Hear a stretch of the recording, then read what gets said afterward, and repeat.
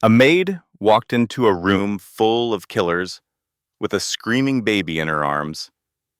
Every person in that hallway stopped breathing.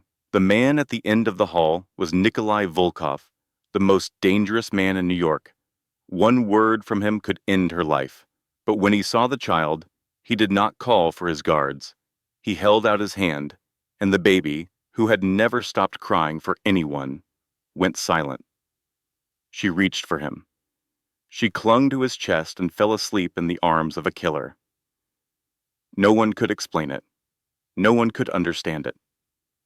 But that moment started a chain of events that would bring an empire to war and force a monster to become a man. This is a story about a mother who had nothing left to lose, a man the world feared, and a baby who saw what no one else could see. If you believe that love can be found in the most unexpected places, this story was made for you. If you are already curious, hit like right now, share this with someone who loves a powerful drama, and subscribe so you never miss another story. Now, let us begin. A baby's wail cut through the silence of the marble hall. Please, Isla, you have to be quiet, Maddie pleaded, bouncing her 11-month-old. Sweat dripped down her face as her daughter's cries grew louder. Her tiny face was red, fists clenched in fury. Other staff members shot her worried looks before quickly turning away. "Get that child under control, Mrs. Morrison," the head housekeeper hissed. Her gaze darted to the large doors down the hall. "If he hears—" "I know," Maddie whispered, her heart pounding.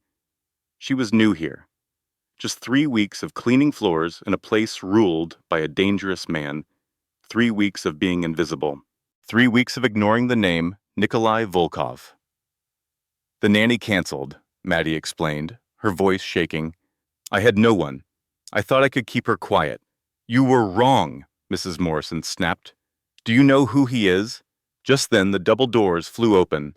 The entire hall froze. Nikolai Volkov filled the doorway, a storm in a black suit.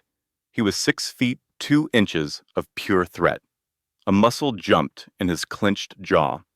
His cold gray eyes scanned the frozen staff.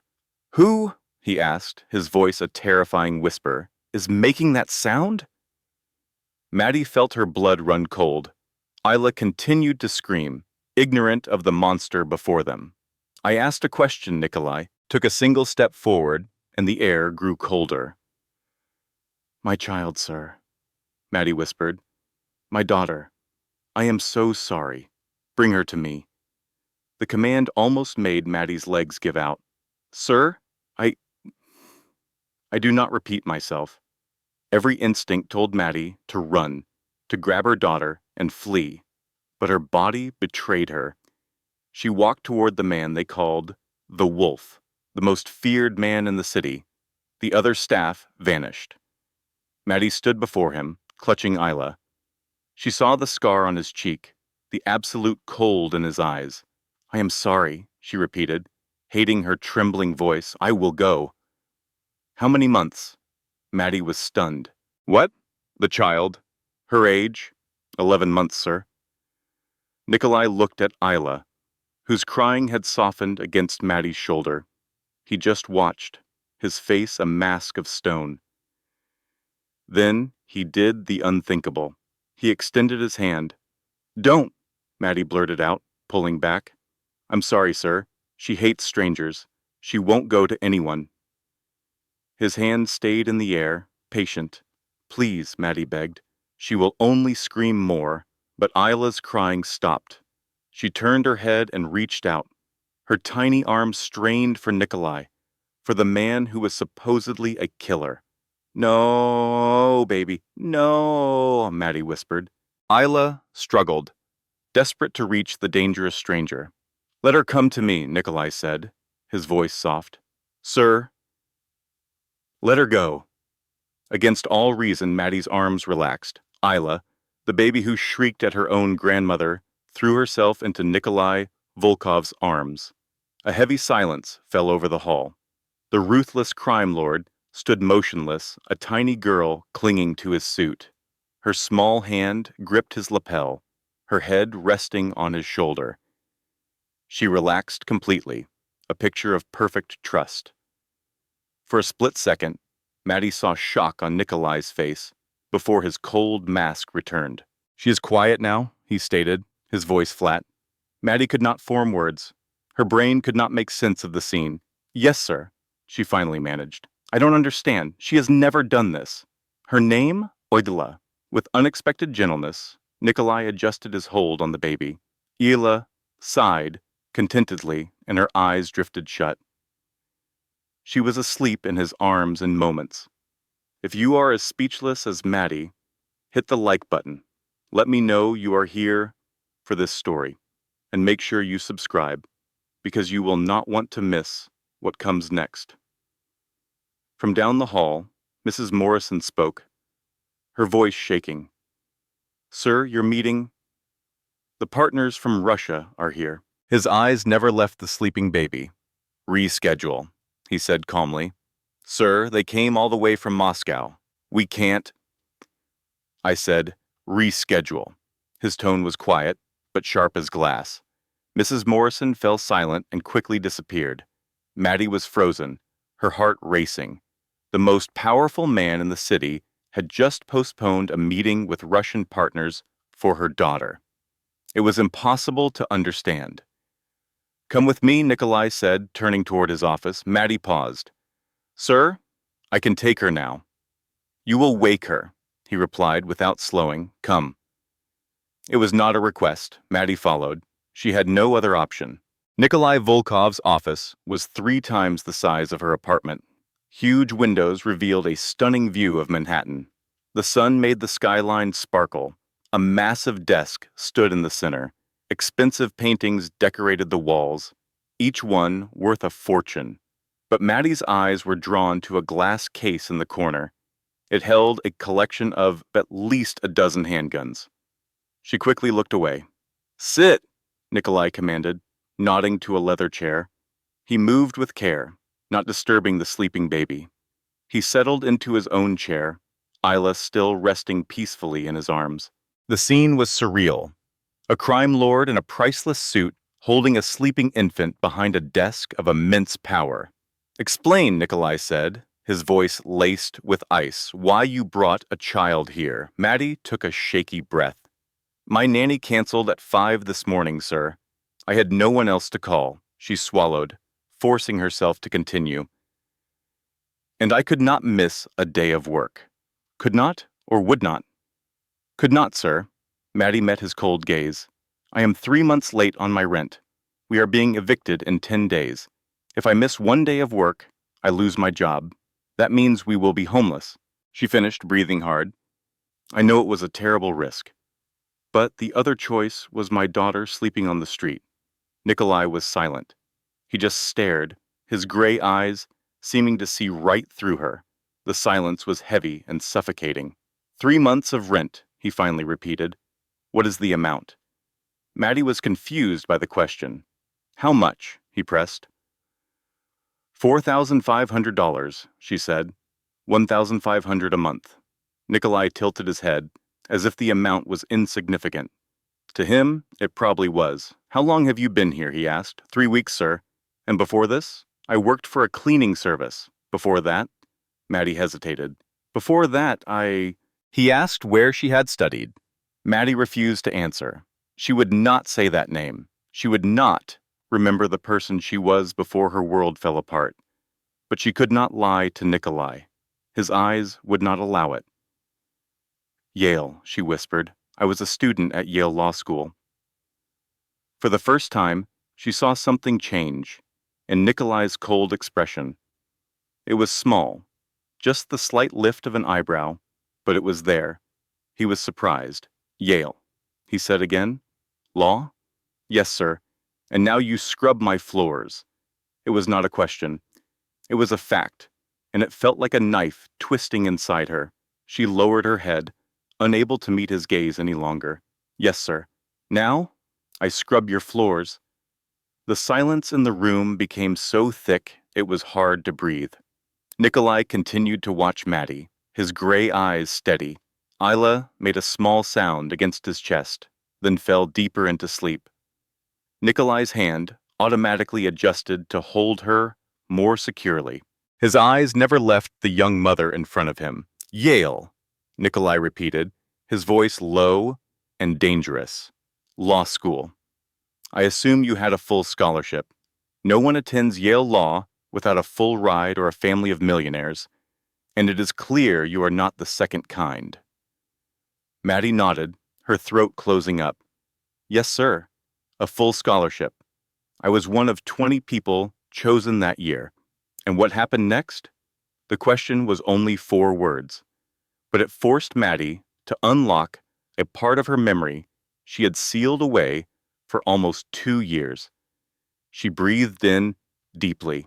Her fingernails dug into her palm so hard she almost drew blood. I met someone, Maddie said, her voice growing quiet. Jason Whitmore. He was the son of one of the richest families in Connecticut. His father was a senior partner in a major Wall Street law firm. His mother was on the board of 3 large charities. He was good-looking, he was charming, and he said all the things a naive girl of 23 wanted to believe. Maddie paused. A bitter smile touched her lips. I believed it was love. He believed it was a game. Nikolai said nothing. He just waited. His patience was more terrifying than rage. I became pregnant in my final semester, Maddie continued, her voice beginning to tremble. When I told Jason, I expected him to be happy. We had been together for 8 months. He told me he loved me.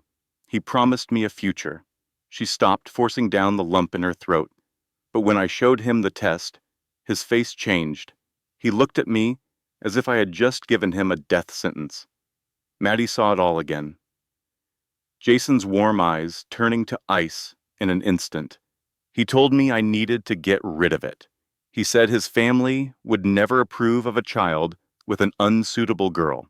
He offered me money to handle the problem and get out of his life. Maddie's voice became hard. He called my daughter a problem that needed to be handled. Nikolai remained quiet, but Maddie saw his jaw clench. I refused, she said, raising her head.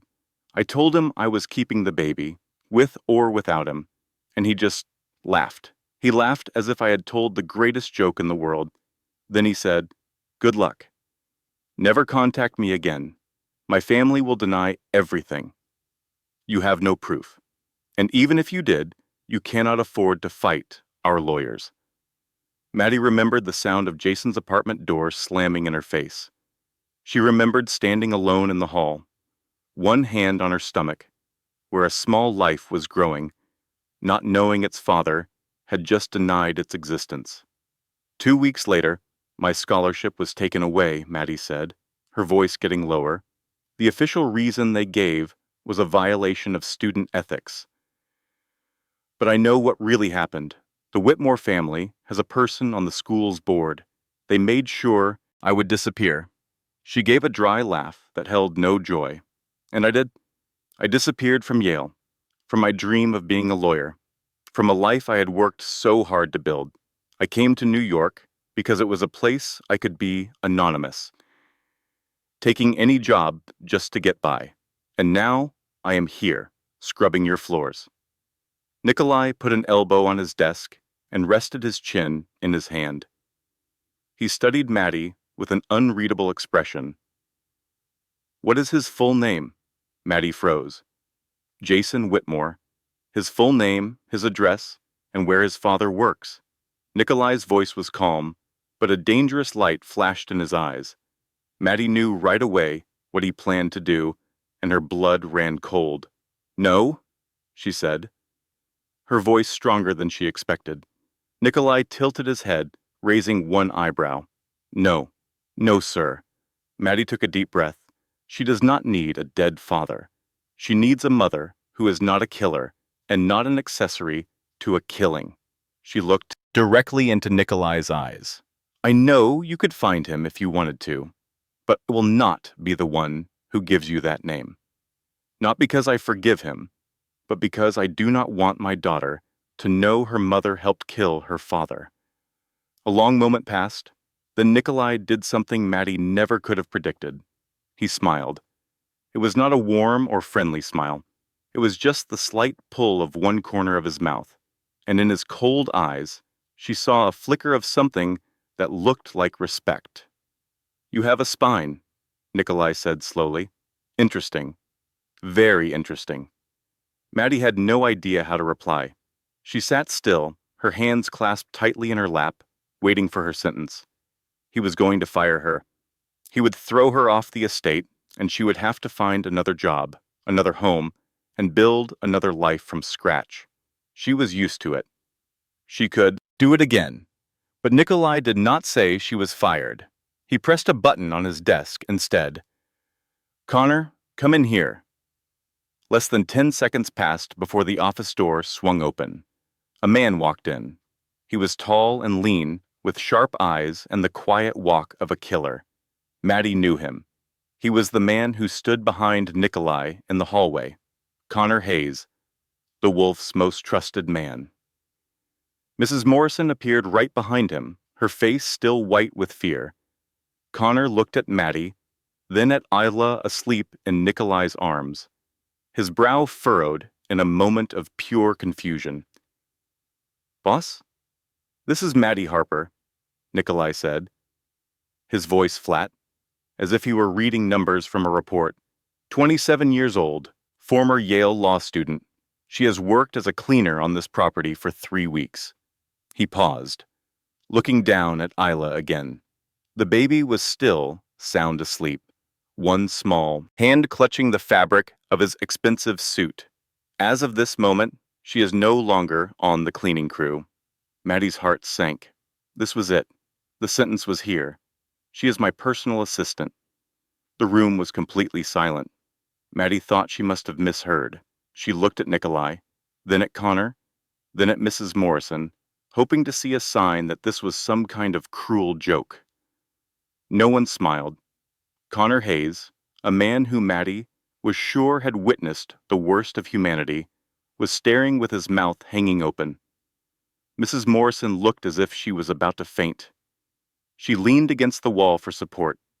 "Boss," Connor said, his voice tight. "She has the intelligence of a Yale lawyer," Nikolai interrupted. "She was at the top of her class before her life took a bad turn. She is observant, and she has courage." He looked right into Maddie's eyes. "Most importantly, she is not afraid to say no to me." "Do you have any idea how many people in this business will do that, Connor?" Connor was quiet. The answer was none. "Sir, I cannot," Maddie finally managed to say. "You can, and you will." Nikolai cut her off. "Your salary will be $15,000 a month." Maddie's breath caught in her throat. $15,000. It was 10 times her current pay. She could pay off her debt, rent a good apartment, and give Isla a stable home. It would fix everything. "The apartment above the garage is not being used," Nikolai went on. "You and Isla will move in tomorrow. Childcare will be provided here. I have a person, a former FBI agent who handles child security. She will watch your daughter while you are working." Maddie shook her head, trying to understand. "Sir, I do not get it. Why? Why are you doing this for me? You do not know me. You owe me nothing. I was just the cleaner who brought her child to work and almost destroyed your important meeting." Nikolai remained silent for a moment. He gazed down at Isla, who slept on, undisturbed. Her small hand was balled up in the fabric of his jacket, as if holding him there. For a fraction of a second, his expression changed, a shift so quick that Maddie nearly missed it. It was not coldness or calculation. It was something else entirely. It felt like pain, like a memory of loss. "Consider this a payment," Nikolai said at last, his voice low. "A payment for what?" Maddie asked. Nikolai looked up, his gray eyes locking with her blue ones.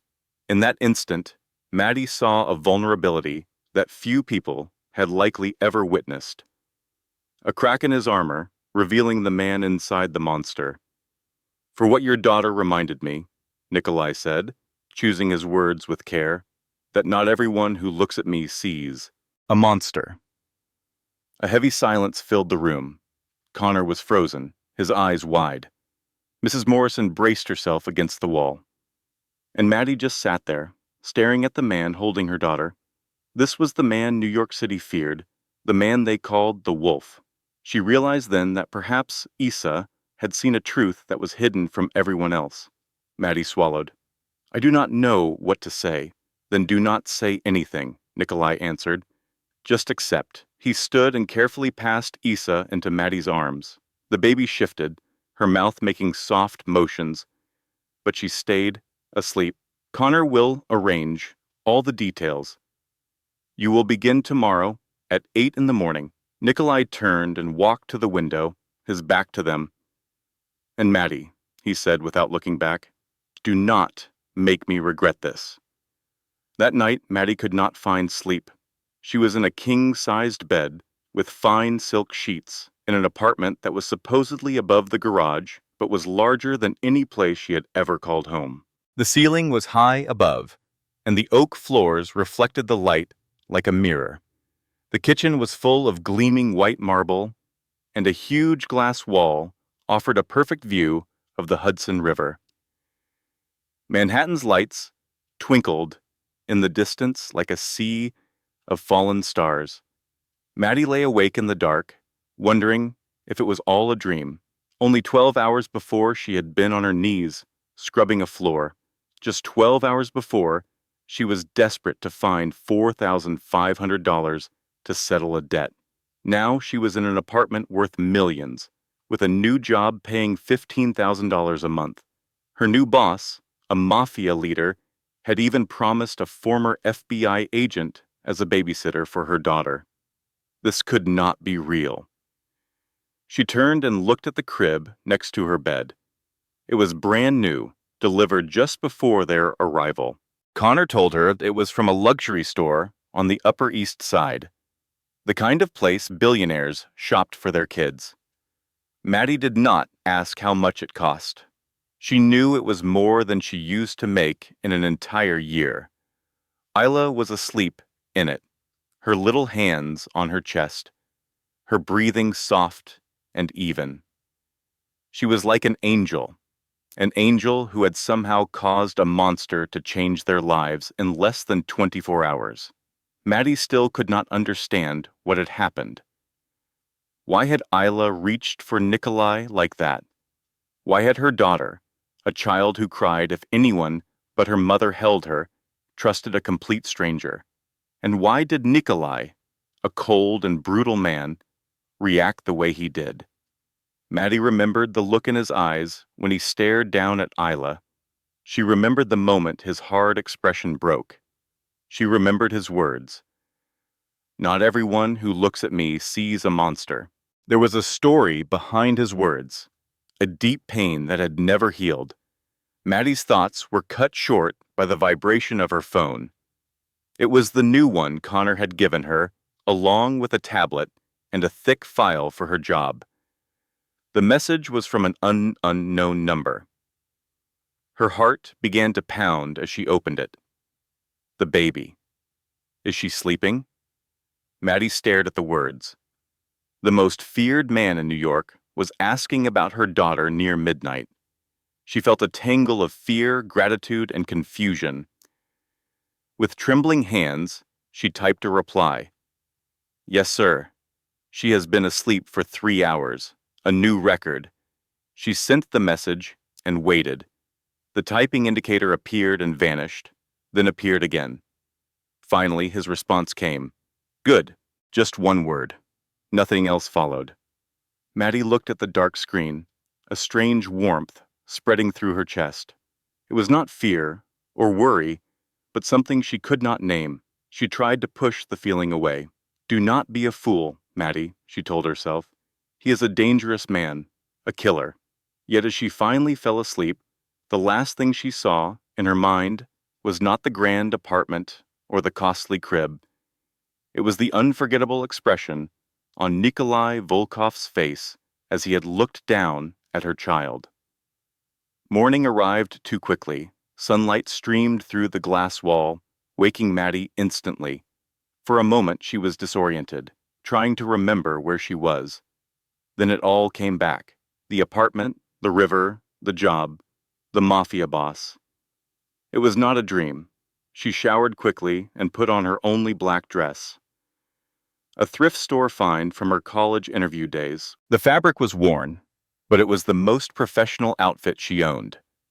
She fixed her hair and applied a little lipstick, trying to look like she belonged in this world. She felt like a complete fraud. At exactly 8 in the morning, a knock came at her door. It was Connor Hayes.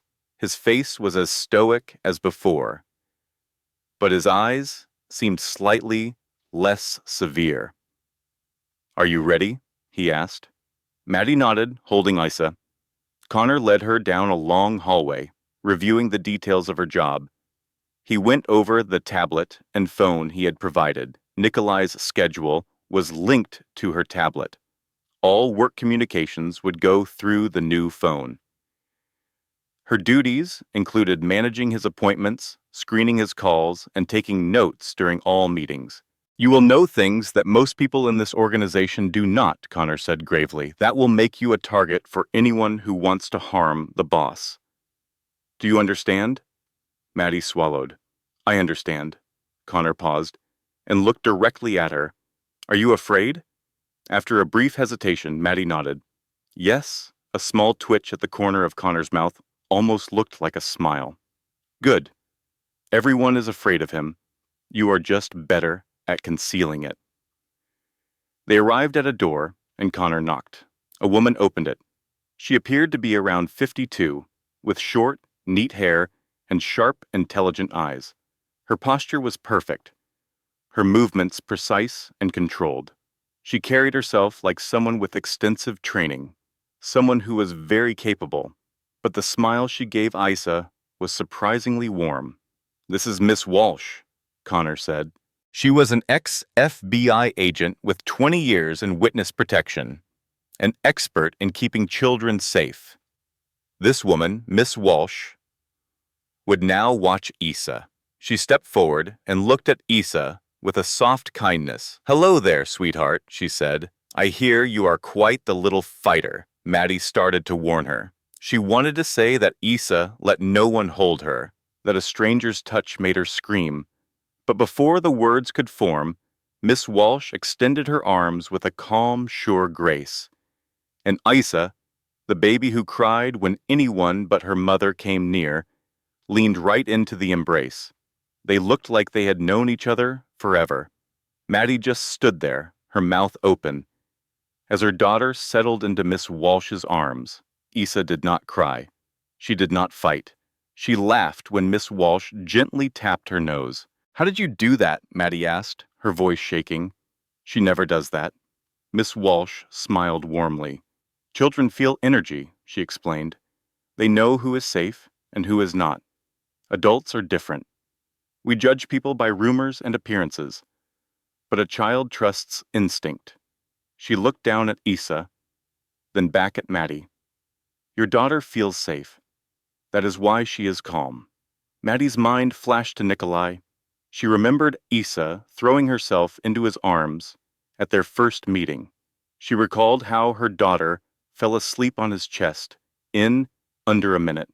If children could truly sense things, what did Isa see in Nikolai Volkov that everyone else missed?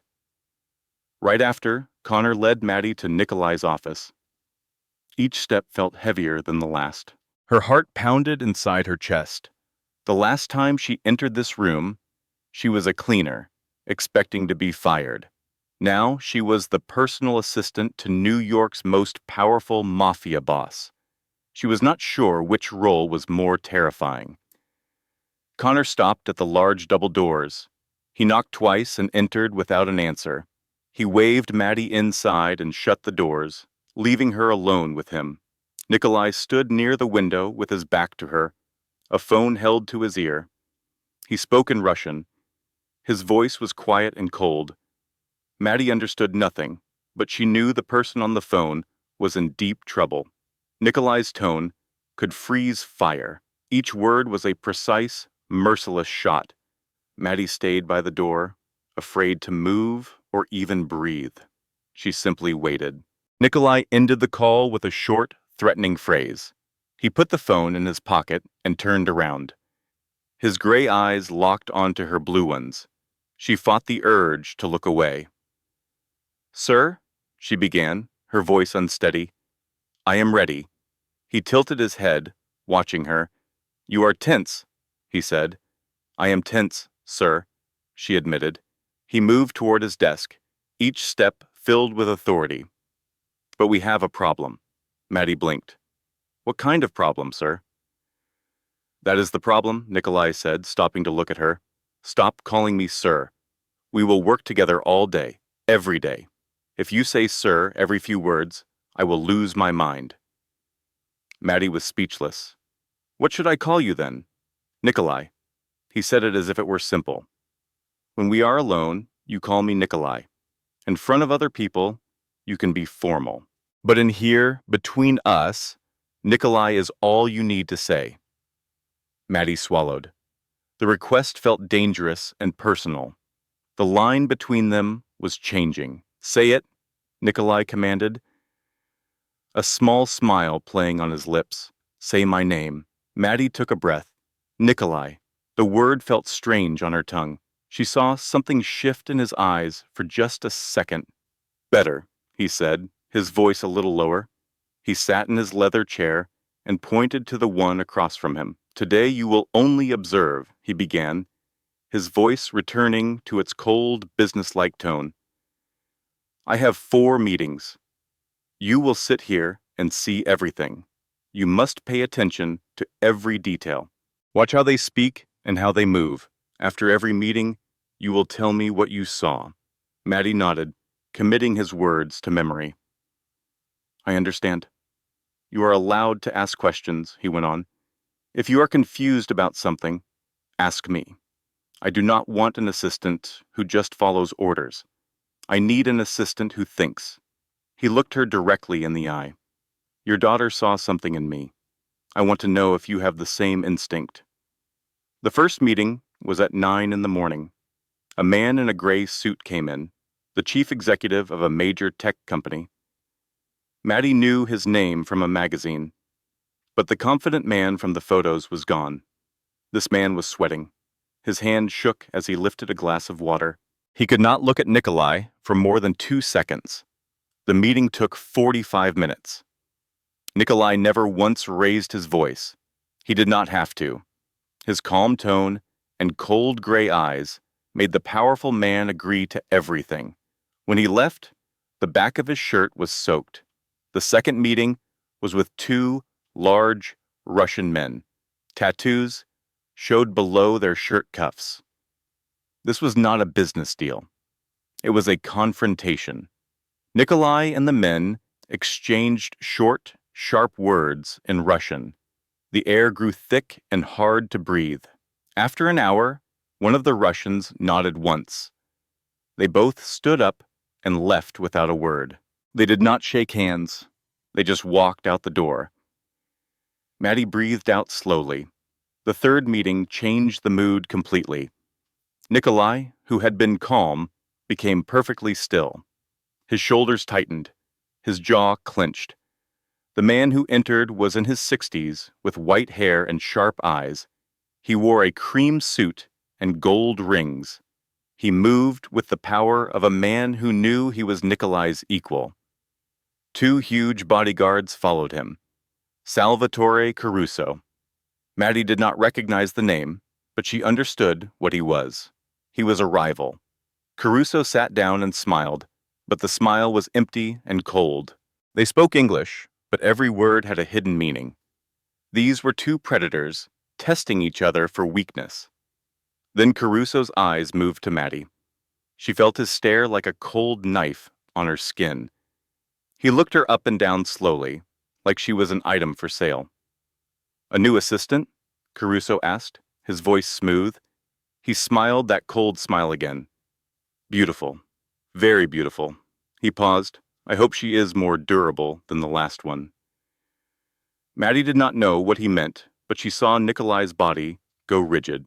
She knew instantly something awful had happened to the woman before her. And Caruso was responsible. Nikolai did not reply. He just stared at Caruso with a murderous look.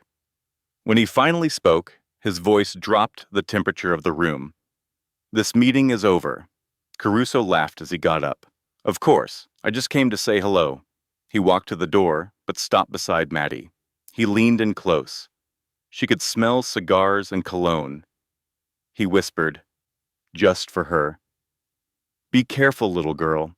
This world is a bad place for those who stand too close to the wolf. Then he nodded to Nikolai and left with his guards. The door closed, and Maddie realized her whole body was shaking. The fourth meeting was a blur of papers and numbers about illegal money. Her mind could not capture everything. It was spinning from what she had just seen.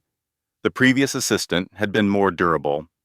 Caruso knew something, and Nikolai's sudden stiffness told her the story had a terrible ending. After the lawyer left, Maddie sat perfectly still, waiting for Nikolai to speak. He did not. He just stood by the window, his back to her, and stared silently at Manhattan. It was the first time since entering this world that Maddie felt truly afraid. The quiet stretched on, and she wondered if she should just get up and go. But then Nikolai turned, and his gray eyes pierced through her. You observed, he stated. It was not a question. Now tell me what you saw. Maddie took a deep breath, trying to sort through her memories of the 4 meetings. The first meeting, she began, her voice a little unsteady but growing stronger as she spoke. That chief executive was obviously afraid of you, but he agreed to everything too quickly. He did not negotiate or push back. He did not even ask for more time. He just nodded. Maddie paused, watching Nikolai for a sign, but his expression was blank. That means he will search for a way out later, in 3 months, or maybe 6, when he hopes you have forgotten. He will try to change the deal, or break it from the inside. Nikolai gave a nod so small it was almost invisible. Continue. A little bit of confidence warmed her. The second meeting was with the 2 Russian men.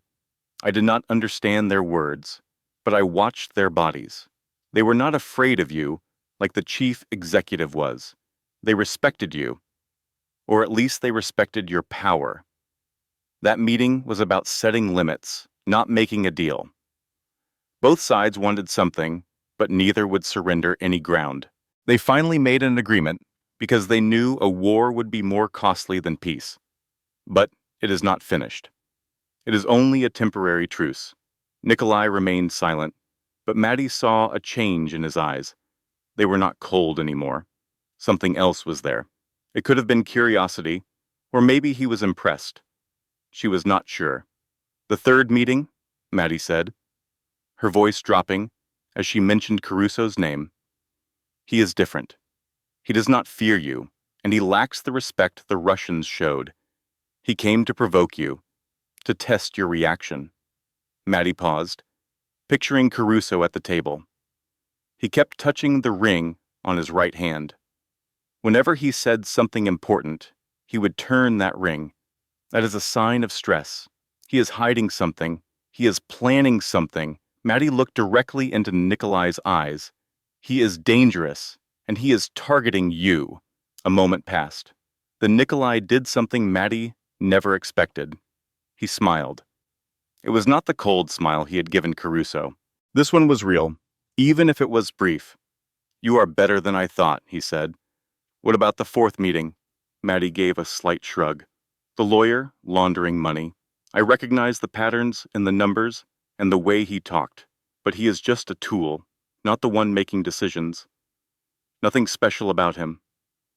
Nikolai nodded and stood up. That is enough for today. Go back to Isla. Maddie blinked. It is only 2 o'clock in the afternoon, Nikolai. She stopped herself just in time. You have done more than I expected, Nikolai said. Go get some rest. Tomorrow will be busier. Maddie stood up, feeling a mix of relief and many questions. She walked to the door, but Nikolai's voice stopped her before she could open it. Maddie? She turned. Nikolai was by the window, a dark figure against the late afternoon light. Caruso is dangerous, he said, his voice softer. You are right about that. But you also need to know that he is now aware of you. Maddie's chest tightened. I understand. I do not think you completely understand, Nikolai replied. But you will. Connor will give you more details. She nodded and walked out. Connor was waiting right outside, his expression more serious than usual. He did not speak, but motioned for her to follow him.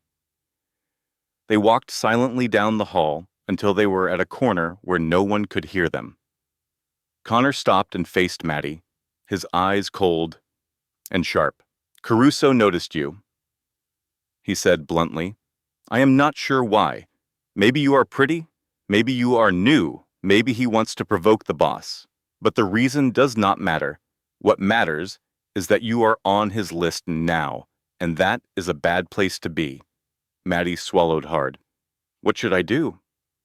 Never go anywhere by yourself, Connor said, his tone like he was reading a set of survival rules.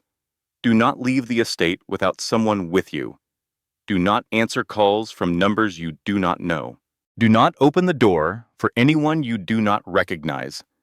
And if you notice anything unusual at all, you tell me right away. He paused, making eye contact with her. Do you understand? Maddie nodded, a cold sensation sliding down her back. I understand. Connor watched her for a moment, as if judging her sincerity. Then he nodded. Good. Now go back to your daughter and remember what I told you. Maddie walked away, her heart pounding inside her chest. She thought about Isla, Miss Walsh, and the safe apartment. She thought of Nikolai and his expression when he talked about Caruso. And she recalled Connor's warning. This world is dangerous, especially for those standing close to the wolf. But now Maddie had no choice but to stand even closer. The weeks that came after felt like a strange dream, one she was not sure she wanted to escape. She learned about Nikolai Vulov's world, a place built on violence and fear, but run with the precision of a perfect machine. She sat in meetings with bosses and executives, writing down everything, watching everyone, and reporting her observations to Nikolai. She learned to interpret body language, to detect lies, to understand unspoken words. She learned how to exist in the darkness without letting it consume her. And she learned about Nikolai, the man, not the Mafia boss. Every single evening, without missing a day, Nikolai visited her apartment to see Isla. He never called ahead. He would simply arrive, knock softly, and when Maddie opened the door, he would enter as if he belonged there. Isla always recognized him immediately. She would smile and raise her small arms to him, and Nikolai, the man the whole city feared, would gently lift her as if she were made of priceless glass. Maddie often watched them, a feeling tightening in her chest that she tried to deny. Those hands, the hands she knew had strangled men, held guns, and done awful things, were now cradling her daughter with a gentleness she had never seen from anyone.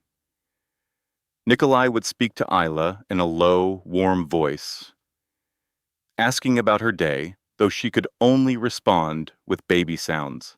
He would rock her, sing Russian lullabies, and sometimes Maddie would see him close his eyes while holding Isla, as if trying to memorize the feeling forever. And Maddie's heart began to change. She tried to fight it, to remind herself of who he was, what he did, and how dangerous he was. But every night, watching Nikolai hold Isla, seeing that crack in his armor, hearing his voice soften for the baby, it became harder to control her feelings. This is not love, she told herself. It is just gratitude.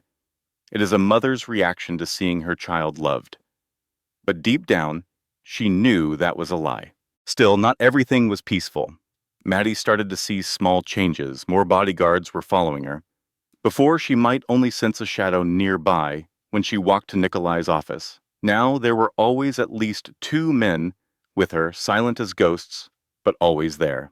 Connor began to show up more, especially when she left the apartment. He did not say much, just a nod of greeting, and then walked beside her, like a living shield.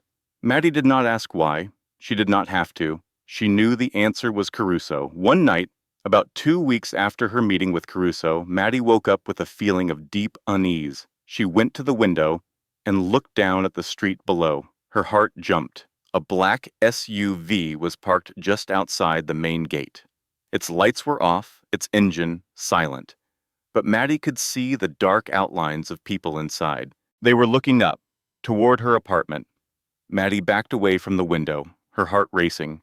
She reached for her phone to call Connor. But when she looked out a second time, the SUV was gone. It was as if it had never existed. Maddie stood in the dark, her hand tight around her phone, and knew that Connor's warning was real. Someone was watching her. Someone was waiting, and the darkness was closing in around her every day. One evening, about 3 weeks after Maddie saw the black SUV, everything changed. Nikolai arrived as usual, knocked gently, and came inside with a deep weariness on his face. Maddie saw it right away. The lines around his eyes were more pronounced. His shoulders were slightly slumped, as if he carried a great weight. But when Isla saw him, she squealed with pure, bright joy. Maddie watched the man's familiar hardness soften. Nikolai sat on the floor, just as he did every evening, and held his arms open for Isla. The baby stood at the edge of the sofa. Her tiny legs shook as she fought to stay upright. Then, a miracle. Isla released her grip. She balanced on her own for a moment, then took a step. 1, then 2, then 3. They were the first steps of her life. They were unsteady and small, but each one was aimed directly at Nikolai. Maddie covered her mouth with her hand as tears began to fall. "She is walking," Maddie whispered. "Nikolai, she is walking." He did not reply. He just stared at Isla, his eyes wide. Maddie was sure she saw them shine with emotion. After a few more steps, Isla wobbled, and Nikolai caught her just before she could fall. He pulled her close, holding her tight against his chest. Isla's laughter sounded like wind chimes in the quiet room. "Good girl," Nikolai said, his voice low and shaky. "Look at you. You are so much stronger." He looked up at Maddie. In that instant, his mask was gone. He was simply a man holding a child, with all the tenderness he had. Maddie wanted to thank him, to tell him what these moments meant, but she could not find the words. They sat quietly for a time, Nikolai, rocking Isla, while Maddie watched from the sofa. Then she remembered the black sport utility vehicle. She recalled the sleepless nights and the feeling of being watched. She knew she should stay silent, but she couldn't. "Nikolai," she said, her voice small. "The black SUV outside the gate a few nights ago. Who is that?" He did not answer right away. He kept his eyes on Isla, but his jaw tightened. The silence grew. She thought he would not answer at all. Then his voice came, low and heavy. "Caruso's people. He is testing me." Maddie's heart seized. She had suspected as much, but hearing him confirm it sent a chill through her. "Testing what? My weakness?" Nikolai raised his head, his gray eyes meeting hers. "He thinks you are my weakness." Maddie blinked, confused. "Me? Why? I am just your assistant." "Do you think Caruso believes that?" Nikolai's voice was bitter. "He saw how I looked at you in that meeting. He saw my reaction when he spoke your name. He is a predator. The best predators always find their opponent's weak spot." A heavy silence filled the room. Maddie did not know what to say. She wanted to ask why he had let it show. Why he cared enough for her to become a weakness, but she did not dare. Nikolai looked down at Isla. His expression changed. The mask fell away, revealing something raw and ancient. I had a sister once, he said, his voice a bare whisper. Anya. She was small, like Isla. She laughed. She loved being held. Maddie held her breath. This was the first time Nikolai had ever spoken of his past. She stayed perfectly still. Afraid he would stop. Anya, Maddie repeated gently. What happened to her? He paused, his eyes fixed on Isla. The pain in them was so deep, it felt like an ocean. She died, he said at last, and it was my fault. The silence that followed was absolute. Maddie wanted to comfort him, but words felt cheap, so she waited. Nikolai continued, speaking more to himself than to her. I was 16 that year, he began.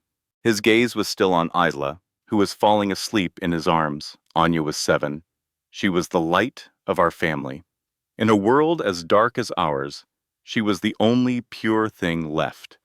Nikolai stopped, his jaw clenching. My father ran the organization before me. He built this empire from nothing, and he made many enemies. I knew this. I grew up knowing it, but I thought my family was safe. I thought no one would dare harm us. He let out a short, bitter laugh. I was wrong. Maddie did not move or even breathe too loudly. Nikolai was showing her his deepest wound. She knew this was a privilege no one else had likely been given.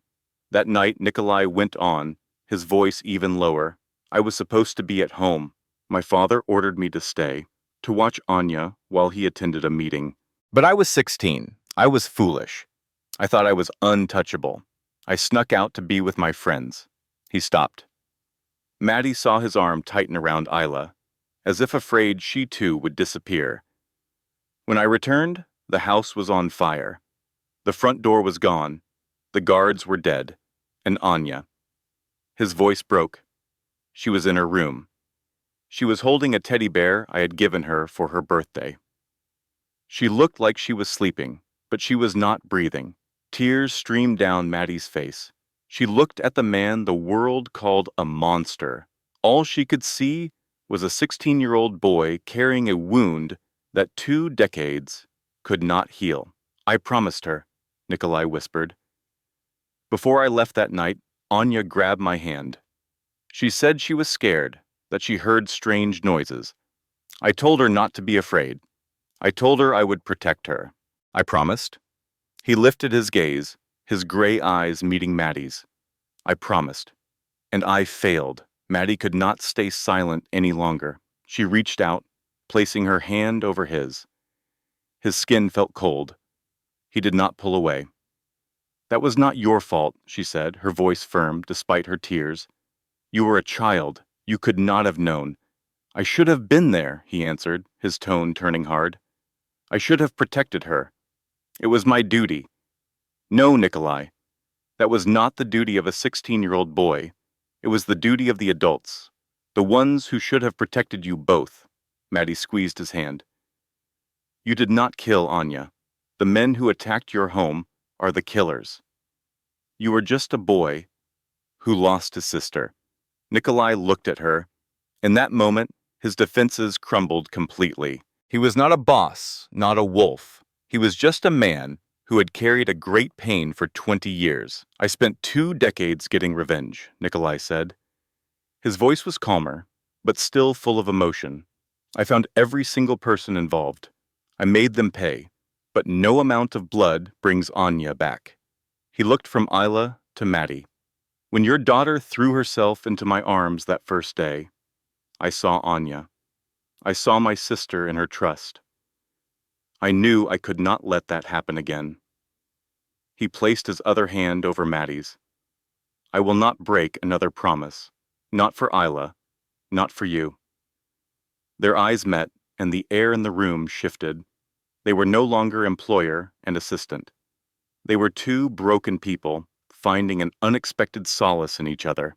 Maddie felt the warmth of his hand, the pulse beneath her fingers. She wanted to speak the truth growing in her heart, but she could not. Not yet. Looking into his eyes, she knew he felt the same. The feeling was there between them, powerful and unnamed.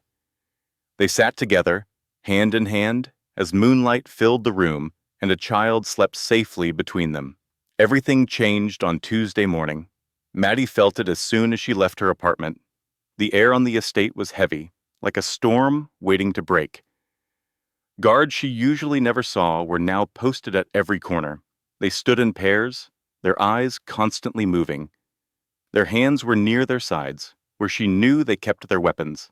She quickly counted and realized their numbers had doubled. Something was terribly wrong. As she approached Nikolai's office, she saw the door was open a crack.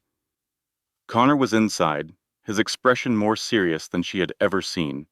He was speaking quietly with Nikolai. Maddie heard a few words before they saw her. "Caruso is moving tonight," Connor said, his voice tense. Nikolai said something she could not hear. Connor shook his head. "He has lost his mind. Attacking the main house? He has to know that is a suicide mission."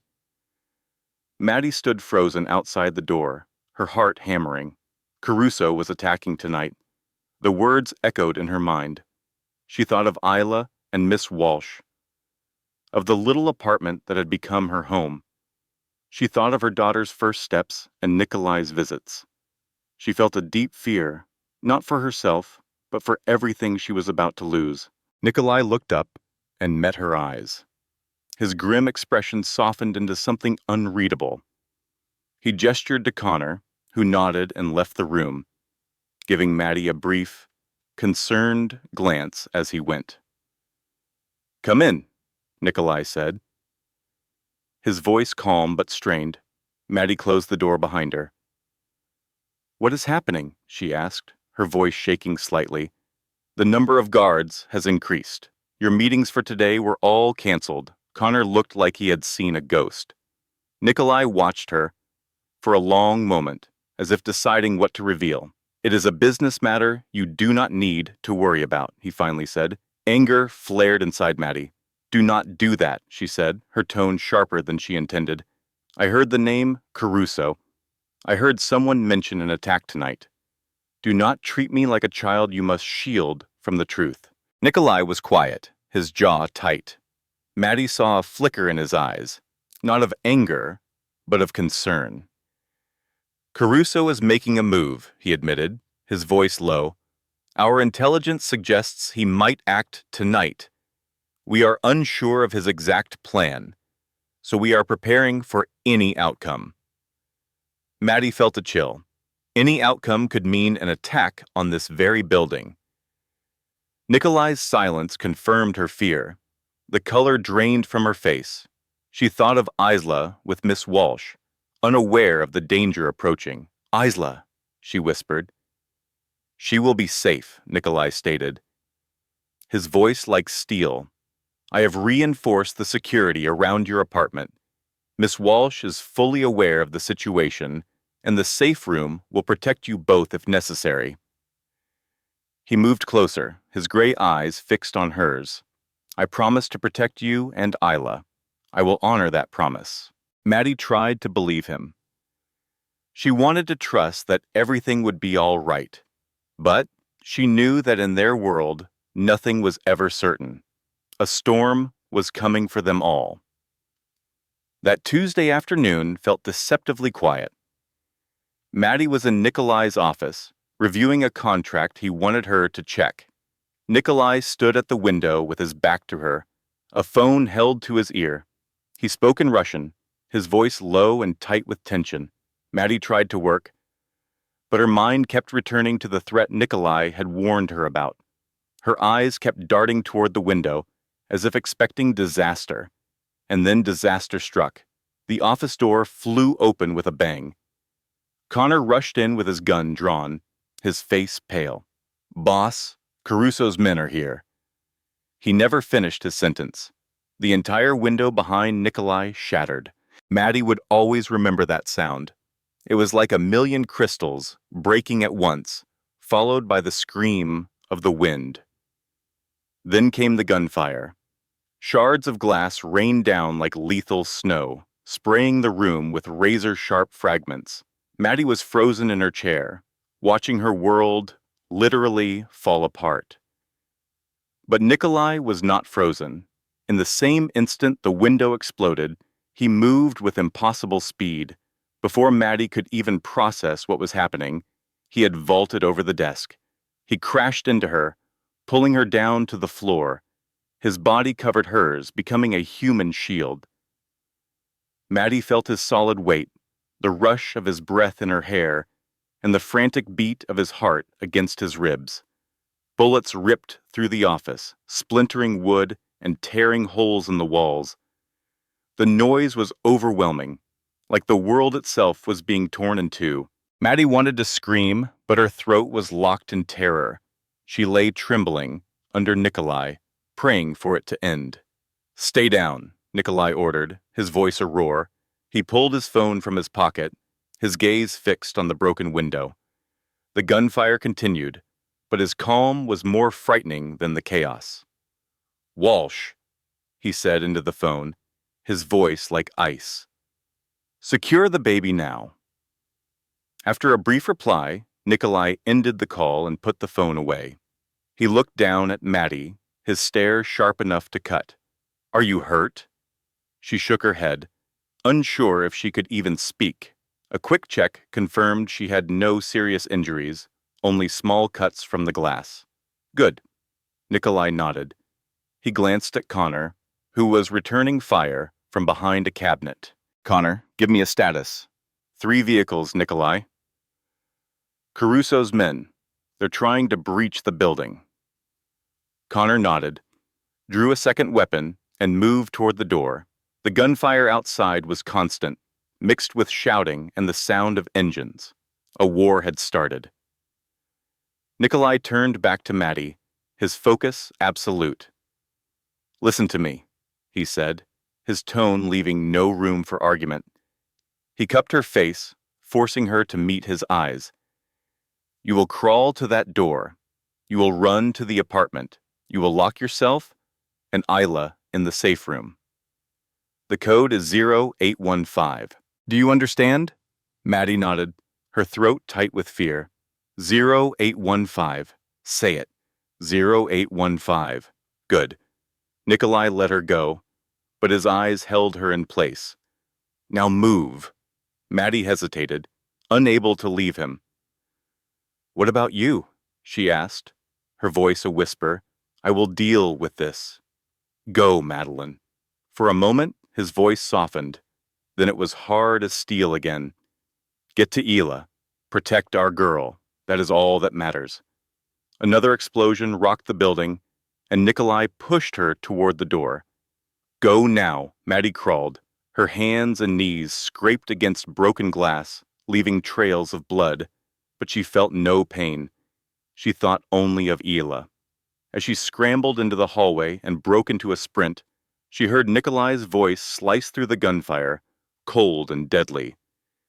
"You have all just made your final mistake." The shooting intensified. Maddie kept running. She did not look back. Tears streamed down her face as she prayed for Nikolai, for Hila, for any of them to survive. The hallway seemed to stretch for miles, each step an eternity. Blood from her palms and knees marked a red path on the marble floor.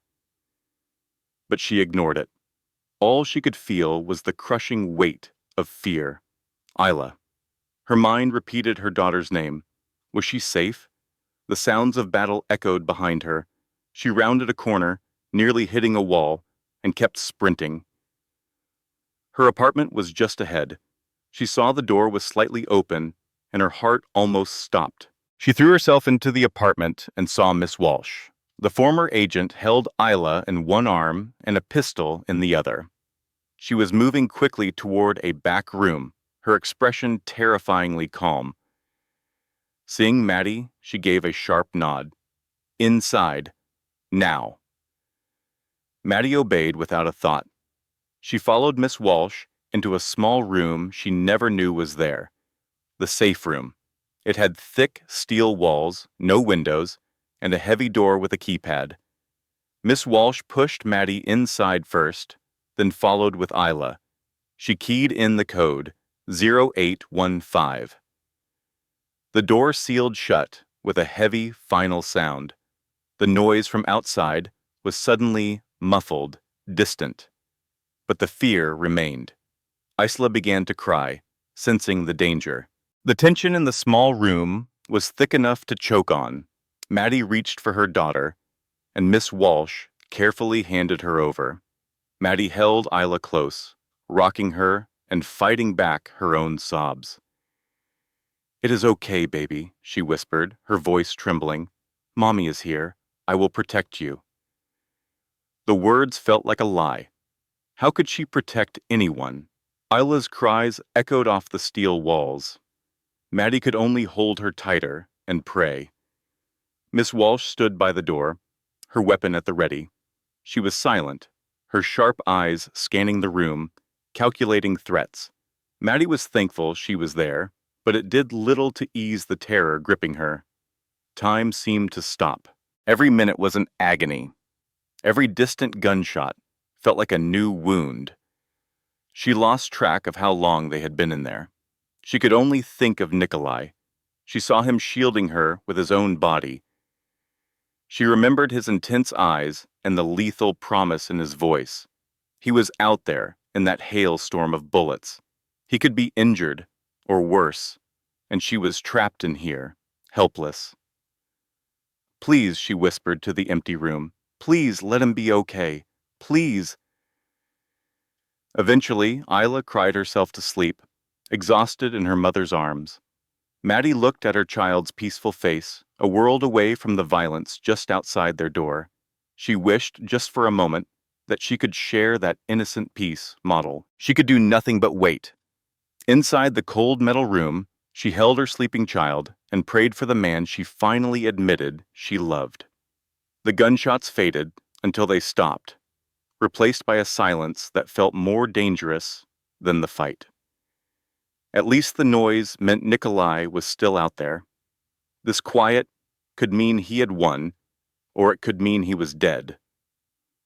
Maddie clutched Isla, her pulse pounding in her throat. Miss Walsh stood ready by the door, her weapon aimed. Then slow, heavy footsteps echoed outside. Maddie held her breath, squeezing Isla so hard the baby stirred. Miss Walsh prepared to fire at whatever came through. The keypad beeped as someone entered the code. Maddie's heart hammered against her ribs. So few people knew that combination. Nikolai, Connor, Miss Walsh. An enemy should not have it, but what if they had tortured someone for the numbers? The door opened, and relief washed over Maddie so completely that her knees went weak. Nikolai stood in the doorway. He was alive, but he looked like he had walked through fire. Blood stained his clothes, some of it his, but most of it not. His expensive suit was torn to rags. A long gash on his cheek was still bleeding. But his gray eyes were bright and sharp. "You are safe." He said it like a promise he needed to hear himself make. Miss Walsh lowered her firearm, gave him a short nod, and quietly left them alone. On unsteady legs, Maddie rose with Isla in her arms. She wanted to ask what happened, to see if he was truly hurt, but the words would not come. Nikolai crossed the room in 2 steps and gathered them both into his embrace. Maddie felt his strength, smelled gunpowder, and felt his heart racing against hers. Then she noticed something else. He was shaking. Nikolai Vulov, the city's most powerful crime boss, was trembling as he held them. "I am sorry," he whispered, his voice rough. "I am so sorry. This is my world. I brought this danger to you and Isla." Maddie pulled back just enough to meet his eyes. "You protected us. You kept your word. But what if I had been too late?" "But you were not," Maddie said. She raised a hand to his face, gently touching the skin beside the bleeding cut. He winced, but did not pull away. "You kept us safe, Nikolai." They stood in the steel room, his arms a fortress around her and Isla. The sound of their voices woke the baby. When Isla saw Nikolai, she did not cry. She just stared with her wide blue eyes, then reached a tiny hand to touch the wound on his face. Nikolai sucked in a breath, but stayed perfectly still, looking at the child with an expression of pure awe. "Caruso?" Maddie asked, her voice soft. Nikolai's eyes turned cold. He is no longer a problem. Maddie did not ask for more. She only needed to know they were safe. He was here. He was alive. And he was holding them as if he might never stop. "You need that wound cleaned," she said, trying to steady her own voice. "Later," Nikolai replied. "Right now I just need this." He held them in the aftermath of the battle, right there in that cold room, as if it was the only place on earth he wanted to be. Ela continued to stare at Nikolai, her little hand resting on his cheek near the cut.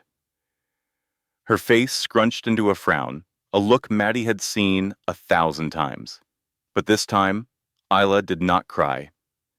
She opened her mouth, and a word emerged, spoken with perfect clarity. "Owie." Maddie's breath hitched. Her heart felt like it stopped, then began to pound. She stared at her daughter, unable to believe her ears. Isla looked at Nikolai, her small face filled with worry, and said it again to be sure he heard. "Owie."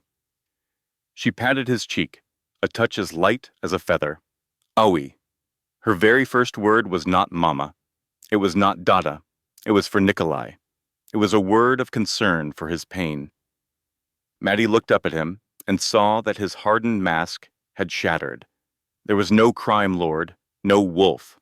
There was only a man, staring at a child with tears in his eyes and a trembling lip. He pulled Isla closer, holding her with a desperate, loving strength. Maddie panicked, certain the baby could not breathe in his tight hold. But Isla was not afraid. She simply settled into his arms. Her small hand stroked his face as she kept whispering, "Owie, Owie." "It is all right, little one," Nikolai said, his voice shattering. "I am okay." But he was not. Tears streamed down his face, tracing red lines through the blood on his skin. Nikolai Vulov, the man who terrified New York, was weeping because an 11-month-old baby felt his pain. They remained like that for a long moment, Nikolai holding Isla while Maddie stood by in silence. When he finally looked up, his gray eyes were wet. "Stay," he said, his voice a low, rough plea, heavy with years of unspoken grief. "Both of you. Please stay with me." Maddie started to answer, but Nikolai spoke again, as if he knew what she might say. "Let me be your shield. Let me provide for you." He stopped, swallowing with difficulty. "Let me be something different from the monster they see." Tears now fell freely from Maddie's own eyes. She gazed at this man before her, covered in grime and blood, the man who had just eliminated a squad of enemies to save her and her child, the man who was now begging for a chance at redemption. She reached for his hand, still warm and stained with the evidence of his fight. She squeezed it tightly, feeling his pulse against her fingers. "You already are," she told him, her voice trembling but firm. "The day Isla first ran to you, she saw it. Now, I see it too." She moved closer, placing her other hand on his chest, directly over his heart. "You are not a monster, Nikolai. You are a man forced to do awful things just to live. But inside, you are still the boy who swore to protect his little sister. You are the man who just saved my daughter and me. You are the one that Isla loves." Maddie looked up at him, her own tears falling as a smile touched her lips. "So, yes, we will stay. Not from obligation, but because this is what we want." Nikolai stared at her, as though she had given him the world. He could not speak, perhaps because words were not enough to express what he felt. He just gathered her into his arms, holding her and Isla in a powerful embrace that Maddie wished would never end. Tucked between them, Isla suddenly announced in a bright, happy voice, unaware of the moment's gravity. All better. Nikolai and Maddie froze for a second, then broke into laughter. The sound filled the cold room with warmth and hope, pushing back the shadows. Delighted, Isla clapped her hands and repeated herself, all better. And in that moment, it was true. 6 months later, their world was transformed. Golden sunlight streamed into the estate gardens, a place Maddie once only saw from afar as a member of the cleaning crew. Now she walked among the blooming roses. Laughter danced on the breeze, coming from a 17-month-old girl who was toddling across the green lawn. "She is running," Maddie called out, laughing as she chased after her daughter's speedy little legs. Isla glanced back at her mother with a huge grin before continuing her game, her blonde pigtails bouncing with each step. Her joyful laugh sounded like tiny bells in the afternoon air.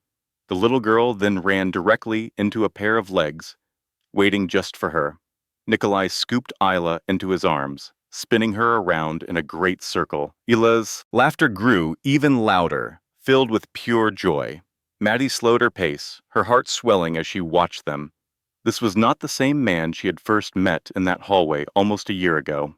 He was dressed in jeans and a white shirt with rolled-up sleeves, his dark suits left hanging in the closet. The wind had tousled his hair, and a genuine smile played on his lips. It was a sight she never thought she would see. The scar on his cheek had faded to a thin line, but it was still there. Much like his past, it remained a part of him, but it no longer defined who he was. Maddie came to his side as he gently swayed Isla, showing a tenderness few would ever associate with him. "You give her everything she wants," she said, her tone full of affection, not criticism. Nikolai looked at her, his gray eyes glowing with a warmth he reserved only for her and Isla. "That is my purpose," he replied. He held Isla with one arm and used the other to pull Maddie closer. "Taking care of both of you is my purpose." He leaned in and gave her a soft kiss, as light as the wind, but filled with emotions he had suppressed for 20 years. Maddie closed her eyes, savoring the feeling of being loved and safe. She finally belonged. Between them, Isla squealed and clapped. More kisses, more kisses. Both Nikolai and Maddie laughed. He placed another kiss on Maddie's forehead, then on Isla's cheek, which made the toddler giggle with glee. "Is that enough for you, little princess?" he asked. Isla shook her head, clapping again. More, more, and Nikolai, the feared Mafia leader, immediately granted the wish of a 17-month-old girl. Maddie watched them, the man she loved and the daughter she cherished, and reflected on the path that brought them here. A year before, she was a single mother, scrubbing floors, about to be evicted from a tiny apartment with no hope for the future. And Nikolai was a monster to the world, a man living in shadow with a wound that 2 decades could not heal. Their meeting should have been impossible. Their love should have been impossible. Their life together should have been impossible. But a child changed everything. Isla, the 11-month-old who trusted no one but her mother, had launched herself into a mafia boss's arms as if she belonged there. She recognized the man behind the fearsome reputation. In doing so, she saved not just Nikolai, but Maddie as well. Sometimes the most unlikely connections are the ones that save us. Sometimes hope appears in the last place you would think to look. And sometimes love requires no logic or reason. It just is, strong and pure, like a child's immediate trust in a stranger. This story shows us that everyone deserves the chance to be seen for who they are. Behind a cold exterior can be a heart that longs for connection. A mother's strength and a child's innocence can break down the highest walls. In life, we often judge people based on their appearance or reputation, forgetting that each person has their own story and their own pain. Friends, this is the end of their story. How does the journey of Maddie, Nikolai, and little Isla make you feel? Has it reminded you of anything from your own experiences? We would be honored to hear your deepest feelings. Please share what you are thinking in the comments section. If this story touched you, we ask that you press the like button, share this video with those you care about, and subscribe to our channel for more powerful stories every day. We are so grateful that you have spent this time with us. We wish you and your loved ones good health, happiness, and peace in your lives. Goodbye, and we look forward to seeing you in our next video.